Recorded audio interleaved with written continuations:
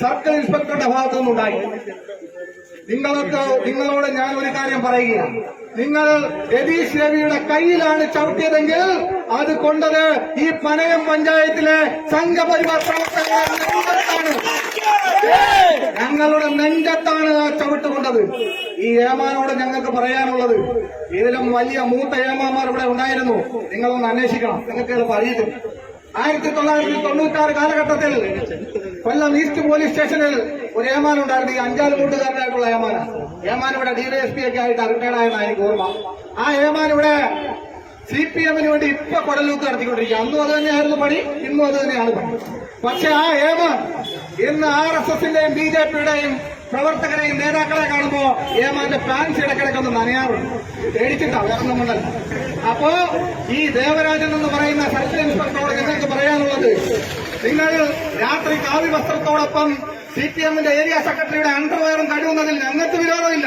കാരണം നിങ്ങളുടെ പണി അതായിരിക്കും. പക്ഷേ ആ ചുറുചുറുക്കുമായിട്ട് BJP-യുടെ മെമ്പർമാരുടെ നേർക്ക് വന്നാൽ പൊന്നേമാനെ നിങ്ങളുടെ വിധി എന്നല്ലാതെ ഞങ്ങൾക്കൊന്നും പറയാനില്ല. കാരണം ഞങ്ങളെന്നും സമരമുഖത്തുള്ളവരാണ്. നിങ്ങൾ കൊല്ലം ജില്ലയുടെ എപ്പോഴും യുവമോർച്ചയുടെ സമരം നടക്കുമ്പോൾ ഇതേ ശൗര്യവുമായി നിങ്ങൾ അങ്ങോട്ടും വരണം. ആ സമരത്തിന്റെ മുൻപന്തിയിൽ ഈ ഏമാൻ അവിടെ ഉണ്ടാവണം. അതാണ് ഞങ്ങളുടെ ആഗ്രഹം. ഞങ്ങള് ഈ CPM-ന്റെ ഈ മാടമ്പി ഭരണത്തിനെതിരെ നിരന്തരം പോരാടുന്നവർ, ഇവിടുത്തെ ഓരോ അഴിമതിയും പുറത്തു കാണിക്കുന്നവരാണ്. അപ്പോ ഞങ്ങൾക്കിതൊന്നും ഒരു പ്രശ്നമല്ല. നിങ്ങളുടെ ലാത്തിയടിയും വെടിവെച്ചാലും ഒന്നും പിന്നോട്ട് പോകുന്ന പ്രസ്ഥാനമല്ലത്, നിങ്ങൾ മനസ്സിലാക്കിക്കോ.